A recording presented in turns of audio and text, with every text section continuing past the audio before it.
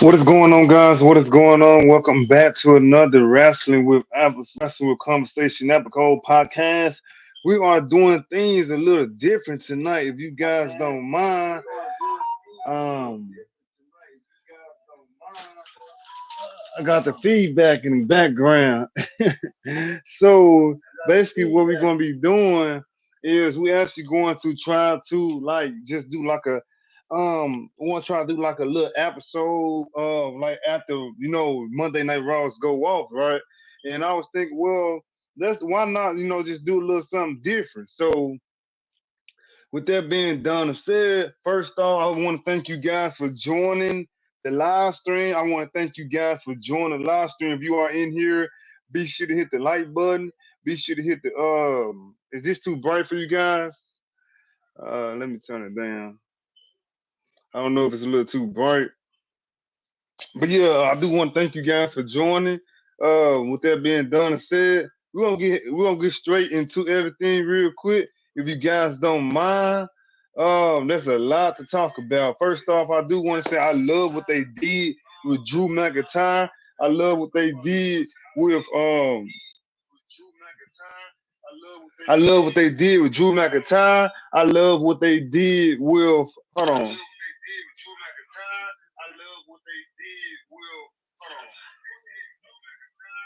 Hold on, what is speaking?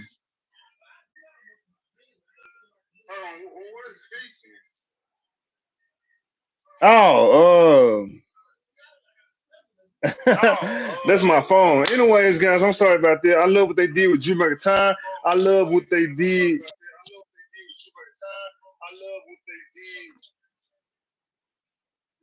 Guys, I'm already botching.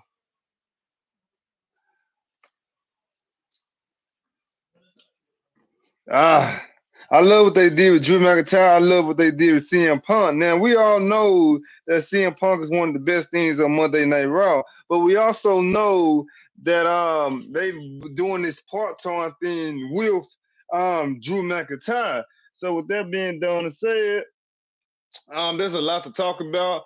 First off, I do want to say, since everything is done and said with Drew, with everything is done and said with Cody Rhodes and Shinsuke Nakamura. My main question is, what happens next to Shinsuke Nakamura? What happens next to him? Because if I would last recall, he lost tonight in a street fight. So what does that mean for him? What does that really mean for Shinsuke Nakamura? Now, a lot of people are saying, well, Cody Rhodes couldn't lose. Cody Rhodes couldn't lose. Of course, Cody Rhodes couldn't lose. I get that. I get that Cody Rhodes couldn't lose, but the fact is, there's a lot of other stuff going on as well too. And I just feel like, if you want to make him be this big threat, then he's going to have to, do something. He's going to have to do something. So we're gonna get straight into it. Of course, we're going to start off with the opening of the show. Gunther wasn't here tonight. Sami Zayn wasn't here tonight. A lot of these people was probably taking the day off, which is fine. We're just gonna go straight off the bat. But again, guys, be sure to hit the like button, comment, subscribe, hit that bell post notification. I don't know if I will continue to do something like this. I don't know if I'm gonna continue to do something like this. This is just like probably just like a one-time thing because, like I said, I don't really have a big fan base to go over after Monday Night Raw. And it's kind of it's just kind of like just I'm just trying to test some new things out. So I'm trying to go to my notes real quick if you guys don't mind. I'm trying to go over my notes. I'm trying to go over my notes if you guys do not mind. I'm trying to go over my notes real quick. Um, it's not popping nothing up. Mentions, okay, mentions. Okay, we're gonna go over everything real quick.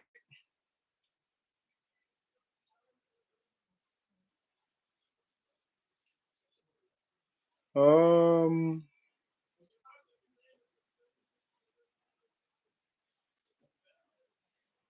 WWE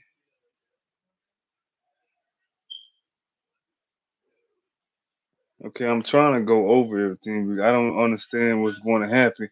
Oh, and I love the fact that they are treating Jinder Mahal as such a threat because I actually like that. I absolutely do like that. So I'm glad that they did something like that. They are finally pushing Jinder Mahal. They are finally doing something with Jinder Mahal. And that's kind of good that they are doing something with Jinder Mahal. Give me 1 second, guys. I cannot find what is going on. Um, Review. Hopefully, it's not popping up nothing.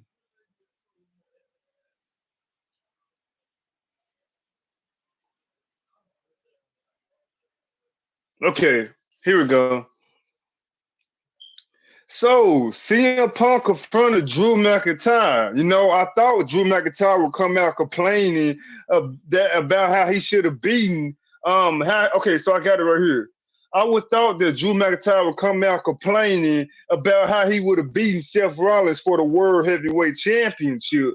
And the fact is, he didn't come out complaining about beating Seth Rollins for the World Heavyweight Champion. And that's kind of crazy if you think about it, because I feel like it looks like he's moving on, right? He's moving on from the World Heavyweight Champ, but I don't understand why would you put him in a match against Seth Rollins for the World Heavyweight Championship if you know that he wasn't going to win?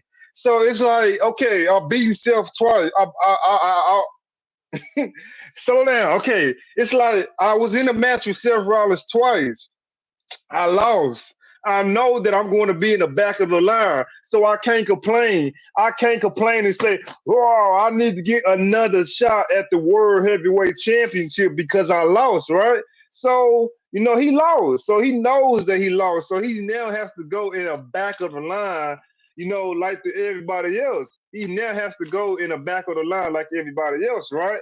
But I think about this. I feel like why is they still trying to make Drew McIntyre a baby face?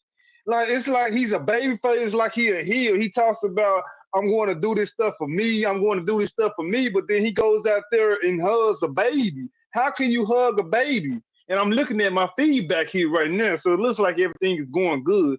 Focus on me, not the storm. Thank you, Jesus. But it looks like he's moving on to the men's Royal Rumble match. Maybe he doesn't want to take another L.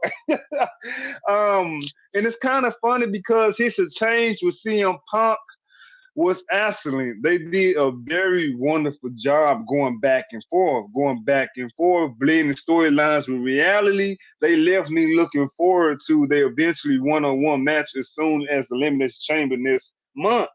Now, I feel like if they're going to do CM Punk and Drew McIntyre one on one, who wins that? So I don't think they would actually win.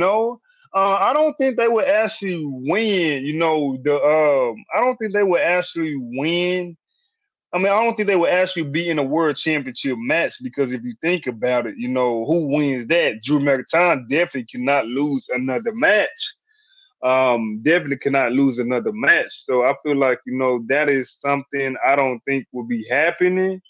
As far as everything else, we're gonna go over what CM Punk said to Drew McIntyre. We're gonna go over what Drew said to CM Punk. So with that being done and said, let's go over little key points that they did with each other.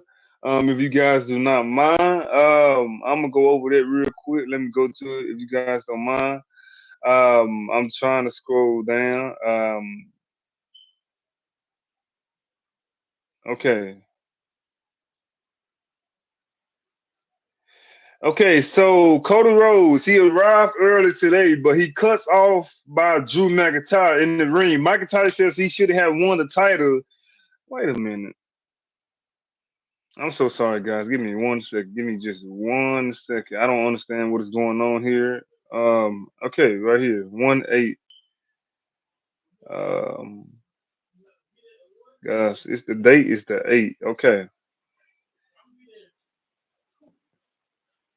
Okay, yeah. He said he should have had the title won last week, but he overdid it with the cover. Maybe Seth Rollins is right, and maybe Drew McIntyre's the problem. If that is the case, he maybe needs to step away from WWE for a while. Oh wait, that can't be it because Damian Priest cashed in during the match, and the destruction caused Drew McIntyre. You have all these people around here, said Drew McIntyre, including CM Punk. So maybe Drew McIntyre said I should leave for 9 years so I can come back as a hero's welcome. Now again, I don't understand this whole thing with I don't understand this whole thing with Drew McIntyre and CM Punk. I honestly don't remember what CM Punk did to Drew. Um, CM Punk comes out and he says, "We are in Piper country." But Drew McIntyre didn't want to wear kits. Piper was known for talking, just like Punk. But that's not the case with Drew McIntyre. Since Punk has been back, though, all he done is see is Punk talking. Drew McIntyre says Punk has been back for more than a month without self-destructing, more than a month without leaving. We hear about Punk declaring himself as the locker room leader back in the day, but no one helped it, Drew McIntyre. Randy Orton couldn't help either because he had his own demons, but CM Punk is straight edge, so he doesn't have demons. Now that McIntyre's back and he's CM Punk's leader, with McIntyre laying over the top, Punk says he always has led by example. Has McIntyre ever watched him? Does he even know who walked out of WWE about 10 years ago? He has all kinds of demons. And when he's pushed, he's the devil himself. CM Punk says he saw McIntyre come back bigger than ever, so Punk is following his lead. Drew McIntyre brings up how, unlike CM Punk, he has main event at WrestleMania. But those title wins he had was because someone else needed to step up. Punk said it's getting heated here. So he's going to lead by example and leave now. But he would throw McIntyre after Royal Rumble. Interesting showdown here with Punk's past being brought up again. Now that we think about it, what are they going with this? CM Punk says, I will be a nice guy and I will eliminate you last. So that means he's going to go through everybody else and he would say Drew McIntyre for last. There was a good variable in change between each other. We are going to go on to Finn Balor versus Tommaso Ciampa. Before we do that, Damian Priest is here with Finn Balor. We see Ciampa walking to the ring with Johnny Gargano, where he talks about how his New Year's resolution for DIY is to win the new tag team champions. Ciampa starts off fast with an elbow to the face, but Balor rolls through a sunset flip and hits a basement drop kick. Back up and then spreads with the right hands. Has Finn Balor in a more trouble, but Priest distraction lets Balor knock Ciampa into the announcer table. We take a break with Ciampa hitting a running clothesline to the reverse DDT for a 2, a knee to the face, and a project. Ciampa gets 2 as Ciampa has gotten into the run of offense here. Balor knocks him down, but again, he goes for the Cooper du Craze, misses, allowing Ciampa to grab a crucifix for the 2. He grabs a crucifix for the 2. The seconds gets into a fight and on the floor. So Ciampa knees Priest up off the apron back in. Balor kicks the middle ropes into Ciampa and loads up a suplex only to have Gargano sweep up the leg so Ciampa can fall up on the top for the pin at 1, 2, 3. This match was about 8 minutes and 16 seconds. I feel like this match was kind of like a C. Ciampa still can go with just about anyone, and that was on display here. As part of DYR gets a win to move forward to likely a World Rumble Tag Team Championship match. The ending was more even in the odds, and it's nice to see the Judgment Day gets what's coming to them for a change. Nice stuff here, and I can go of more of a DYI getting a chance. That's something I would likely say, but I feel like the Judgment Day should not be losing at all. They shouldn't be losing at all. If I'm being honest, they shouldn't be losing at all. Okay. Judgment Day, I love this whole thing with R-Truth. I really do love this whole thing with R-Truth, and hopefully more of R-Truth is being shown on TV because that is some of the funniest stuff I ever seen. I'm glad he's being pushed more. And I seen this on Twitter or X that what if the Miz and R-Truth wins the Unified Tag Team Champions? That could be a good thing. It could be a good thing. Becky Lynch talks about how Nia Jax hits her hard last week, but she's back up. Now she's entering the Royal Rumble, and maybe it's not over with Nia Jax. As far as that concerned, I honestly don't really care about the feud with Becky Lynch and Nia Jax. We goes to Kofi Kingston versus Ldwig Casey. Louis Casey is obviously mad because Kofi Kingston injured Giovanni, I forgot how to say that man's name already. Giovanni, something like that. Casey starts fast and hits an early clothesline and takes him into the corner for some right hands. Kofi Kingston takes him into the corner for some right hand. Kobe fights back but gets sent into the bucket to shut that down. A ram into the corner has Kobe Kingston in more trouble. He fights right back to send them both outside. Kobe gets whipped into the barricade and we take a break. Back with Casey stumping away in the corner, but Kobe Kingston sends him outside again. There's the top rope trust fall and they brawl on outside for the double count out at 8 minutes and 56 seconds. Now, I don't honestly know if this was actually a match. I feel like this was just more about Casey wanting revenge for his injured friend, which is a legit story. Even if it's coming from an evil team, we can get to the big rematch with the team when Vincent Giovanni is back for full health. But for now, he's keeping things going in a bit of a surprising way, which is nice to see because, as you guys know, that Louise was just didn't like Vincent at all. But now that he's hurt, that's my tag team partner, but maybe he was just giving the guy some, he was just giving the guy some type of, criticism. Um, it was nice to see. Post match, the brawl stays on with Casey Thorne's one of the announcers serious at Kofi Kingston. Running drop slams Kingston heads into the steps to leave him landing. Sounds like something Gunther will approve of rightly strongly. Because Gunther will be back next week, guys. Post match, Casey said that Kingston brought it on himself for taking out Giovanni Vincent last week. We got Nia Jax. She said to do something shocking about breaking Michael Cole's face. No one can stop her, but here is Rhea Ripley to interrupt. Rhea Ripley talks about eliminating Nia Jax from the Rumble last year. But now Jax is laughing about beating Becky Lynch. Well, Lynch isn't Rhea Ripley. Is it really Bloody Ripley? Jax promised to win the Rumble and comes after Rhea Ripley, who isn't the unstoppable one anymore. That's probably Elimination Chamber. Now, as I think about this, Rhea Ripley only has 13 matches, and she only, I believe, only won at least 3 of them, or she had at least 3 more memory matches that anybody care. As far as Rhea Ripley's being champion, she was more of a manager instead of a wrestler. She was more of a manager instead of a wrestler. So if we really want to talk about it, she was really more of a manager instead of a wrestler. We take a look at the Rock's return last week. Video packages. Cody Rhodes said it should be over with Shinsuke Nakamura just before seconds before Shinsuke Nakamura jumps in from behind to start a brawl. So now we're looking at what's next. What's next for Cody Rhodes and Shinsuke Nakamura?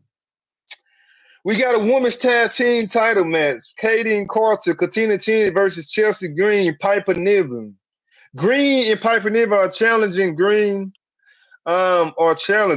Chelsea Green kicks Carter to the floor to start, but they get back in. When Carter kicks her in the face, it's off to Chance, who gets sent into a corner for a cannonball from Niven, and we take a break.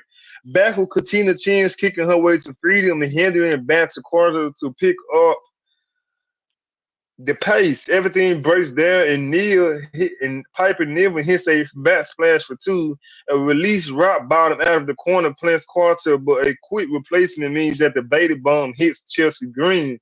Piper Niven gets dropped with a top rope cold breaker.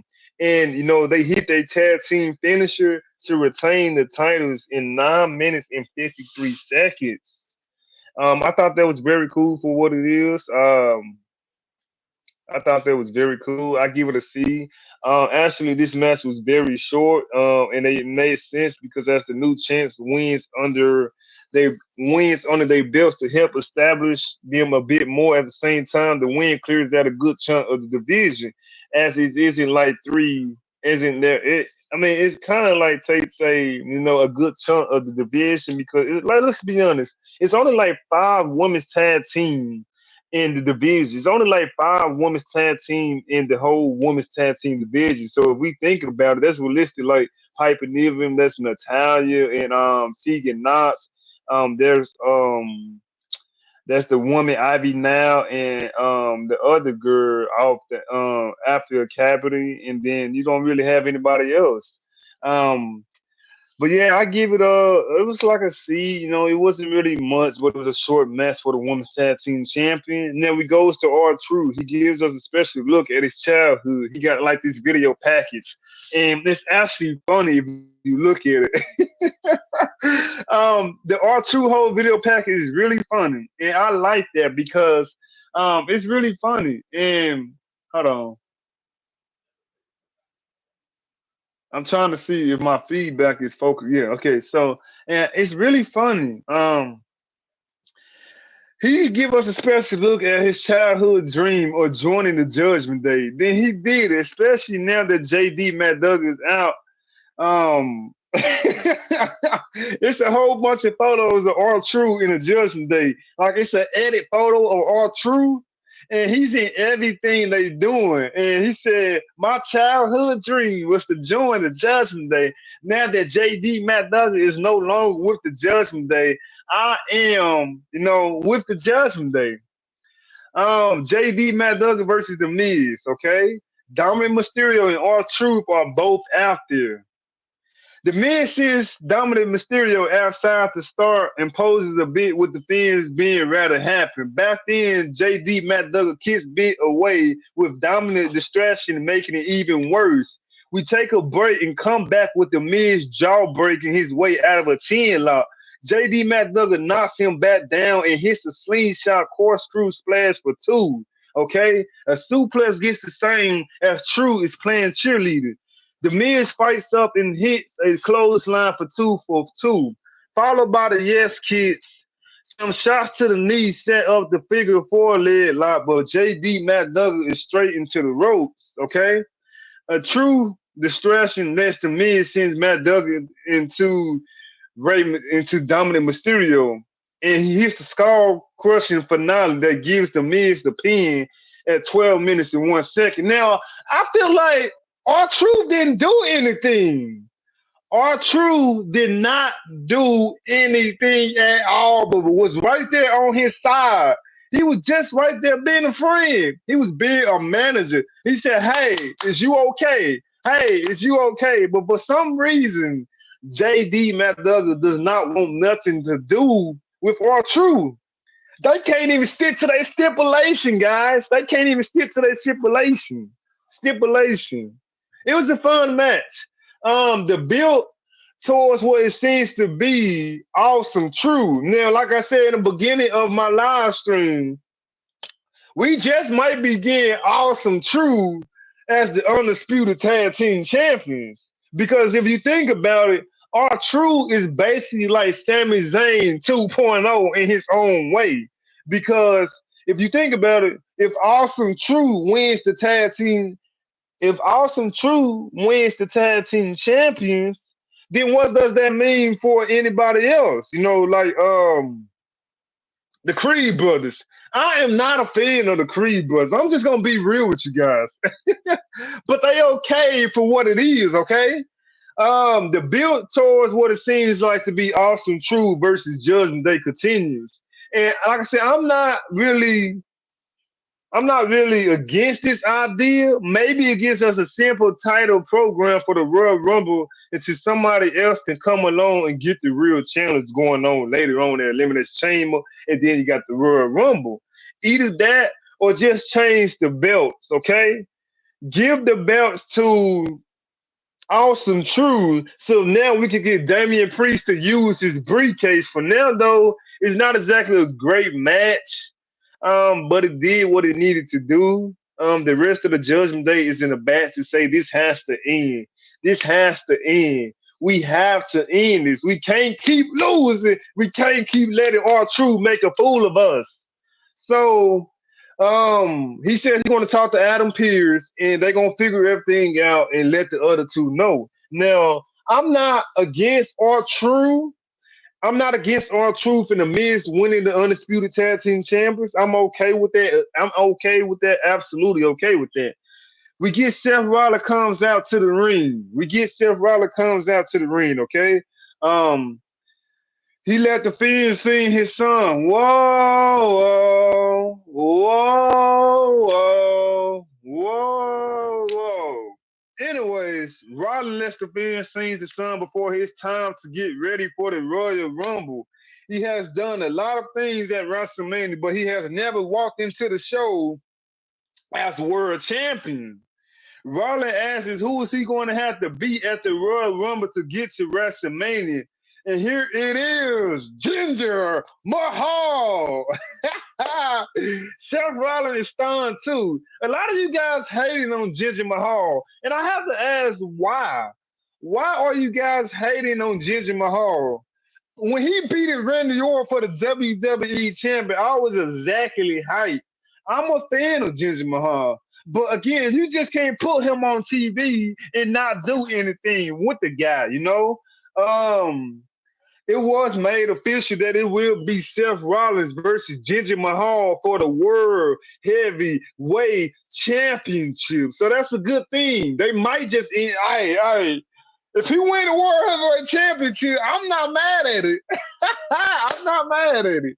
Um, Jinder Mahal said he was a bigger he said Jinder Mahal said he was a bigger revolutionary last week than Rollins has been in years. He talks about how Rollins does these horrible things, including throwing tangibles after the show goes off air. Yet he disrespects Jinder Mahal, but now that Jinder Mahal has his attention, Seth Rollins agrees that Jinder Mahal has been overlooked, but it has been by design. It has been on purpose. He appreciates Jinder Mahal coming back out here. He appreciates Jinder Mahal coming back out here, but tells Jinder Mahal to take a swing, a cheap shot from Jinder Mahal. Let's Jinder Mahal beat him down. But eventually, the babyface wins, and he clears the ring without much trouble. So, and that leads to them having a match at next week for the World Heavyweight Champion. Now, do I think Jinder Mahal could beat Seth Rollins for the World Heavyweight Champion? I absolutely do. But do I think he's going to win the World Heavyweight Champion? No, he's not going to win the World Heavyweight Champion. That's just how it is. He's not going to win the World Heavyweight Champion. And I'm okay with it. At least keep Jinder Mahal on TV just for a little bit. We got Otis versus Ivar, Maxine Dupree, Akira Tarazzo, and Bayala are out there too. Otis hits a running elbow to start, but Ivar knocks him into the corner. A quick word stronger slam gets Otis a 2 count, and a caterpillar gets the same, a 2 count, but it wasn't enough. Ivar kissed him in the face though and finished with a moonsault in 3 minutes and 48 seconds. Now, honestly, I gotta give shout out to BC Empire. He talks about how this is not a storyline. This is just a match after match after match after match after match after match after match after match, banger after banger, banger after banger, banger after banger. And I feel like You've seen this kind of match more than once wrestling, and it still works very well. It still managed to impress a lot of people. It still managed to entertain a lot of people. You know, I don't have a problem with it, but put a legit storyline behind it so people can get over it. You know, I have to give this match a solid C. You know, you've seen this kind of match more than once wrestling, and it still works very well. It's two big, strong guys hitting each other with cool looking power moves, and WWE knows just how to present it. I could have gone for this one going a bit longer, but someone powering Ivar around like that was very impressive. But the thing about this, you know, I just feel like, you know, it's not, you know, it's like it's not enough, you know. I feel like if you want to do something similar like that, you know, at least let them go. At least let them, you know, do what they gotta do, you know. But as far as, you know, everything going on, I do have to say it was a good match. It was a good match. Um, it was just very short. We see Jay Uso backstage. He said he's ready to win his first single title, but Bronson Reed comes in and say not so fast. He said, I have a resolution to win a singles championship myself. As long as you stay out my way, everything should be good, says Bronson Reed. And then we go to the main event. Shinsuke Nakamura versus Cody Rhodes. Now, like I said, I feel like this match has gone way on too long. Like I mentioned in the opening of this live stream, what's next for Shinsuke Nakamura? What is next for Shinsuke Nakamura? Okay, you did the promos. Okay, you did the captions. Okay, you did the beatdowns. Okay, you did the miss. You did everything that was to validate Shinsuke Nakamura, right? You did everything to make him more important. He took the L here. What is next for him? Is he going to be Gunther? If I'm not mistaken, then Gunther tear him to pieces already? What's next for him? Jay Uso says he's ready for a singles title run, a singles championship run. Does that mean he's going to go after Seth Rollins? Does that mean he's going to go after Gunther? Can we see Gunther losing to Jay Uso? Can we see Gunther losing to Bronson Reed? Can we see? Well, I can't say Drew McIntyre, but anyway, speaking of Bronson Reed and Gunther, I feel like that should have been saved for a bigger storyline because you just now have Shinsuke Nakamura, you just now have Gunther. No, not Gunther. Jay Uso, Sami Zayn, Bronson Reed just sitting around doing nothing. Of course, all of these guys can't be champion at the same time, but you got to make these guys be remembered. They have to be ambitious. They have to be, you know, more out there. Now, as far as Cody Rhodes don't need to just be beating guys like Bronson Reed, Shinsuke, Jay Uso just because you guys don't have nothing for him to do into a couple more months. Come on, man. What are we doing this for? We got to be serious.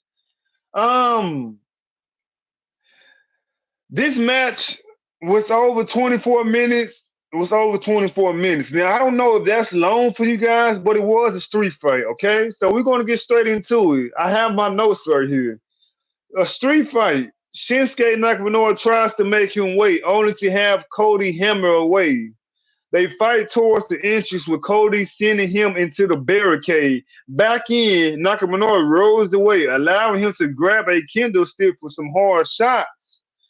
We take a break and come back with Shinsuke Nakamura missing a knee drop. That's enough for Cody Rhodes to get a breather, including some stick shots of his own. Shinsuke knocks him down again and some kicks to the chest and have Cody in more trouble. Cody Rhodes comes back with a power slam and he gets a table, but Shinsuke takes him outside. The miss is loaded up. Cody Rhodes dodges. He hits the miss on a timekeeper, allowing Shinsuke to deck a concerned Cody as we take another commercial break. Back with Nakamura cheering him down with a chair, hitting the middle rope knee to the face and to rock Cody Rhodes again. Shinsuke Nakamura is ready to load up his finisher, but Cody Rhodes kicks it off with a super kick. The pedigree gets to 2. Cody Rhodes hits the pedigree, only up to get a 2 count. Cody Rhodes sends him through the table in the corner. And Shinsuke was trying to go after Cody Rhodes. Cody Rhodes gets out the way, grabs Shinsuke and threw him to the table. And then that's when Cody Rhodes hits Shinsuke Nakamura with a crossroads. As far as other thing on Monday Night Raw as an overall, I feel like a lot of things wasn't really. It was okay. I feel like the only thing we remember about this match will be CM Punk and Drew McIntyre, and that's probably going to be at least another 2 weeks, and then we don't remember because it will be the Elimination Chamber, it will be the Royal Rumble, and I just feel like what's next? What's next? I feel like this match was okay. I feel like this was a big time house show main event, and that's probably been case more than one. It gives Cody Rhodes the big conqueror hero win over Shinsuke. It gives him that my hero has finally beat the villain. And it gives, it just I feel like Shinsuke Nakamura wasn't really a huge threat to Cody Rhodes, if I'm being honest. I feel like he just attacked him from behind. Um, I feel like Shinsuke Nakamura. Um, I feel like Shinsuke Nakamura is just very. He's just very, underrated, man. And I feel like when he plays these types of roles, he can do a lot more. It would actually be nice if Shinsuke wins once every now and then a big match because if you think about it, this man hasn't won nothing. He hasn't won none of his big matches. He hasn't. I do want to talk about Dolph Ziggler, but I feel like I'm going to do that in another upload. I think I'm going to make a video about that. So I will not be talking about Dolph Ziggler in this live stream. I will be talking about Dolph Ziggler in another one. So with that being done and said, to go over everything, you guys just join and be sure to hit that like button, comment, like, subscribe, and hit that bell for post notifications. To go over the results again, we got Tommaso Ciampa. He defeated Finn Balor. Kofi Kingston, and Ldwig Casey went to a double countout. Katie Carter and Katina Sins beat it Piper Niven and Chester Green. The Miz beat it JD Mcdonough with the Skull Crushing finale. Ivar beats Otis and Cody Rhodes beat Shinsuke via Crossroad. So guys, that is it for this end of this review. If you guys like this live stream, like this raw review, you wanted me to do more, be sure to hit that like button. Be sure to hit the bell, post notification, and just keep on doing what you guys doing because like I said, I would probably try to do another live stream maybe any other time. But far as saying, I have to go. I do appreciate everyone that's sending you guys in here, and yeah, let's just get into it because I know for a fact, we just gotta keep on doing what we're doing. So, yeah, I would love if you guys just sit there and just hit the like button, comment, subscribe, and I will see you guys in the next video. As far as everything else, I do appreciate every single one of you guys. And yeah, we will get straight into it. Tomorrow I will be live. Tomorrow I would not be doing Monday Night Raw live at 9. I will be trying to do it, maybe around 6 or 7 ish. And yeah, let's just keep it going. Let's keep it going. So yeah, I will see you guys in the next video. With that being done and said, thanks for watching. Peace. And yeah, I will be live again this time.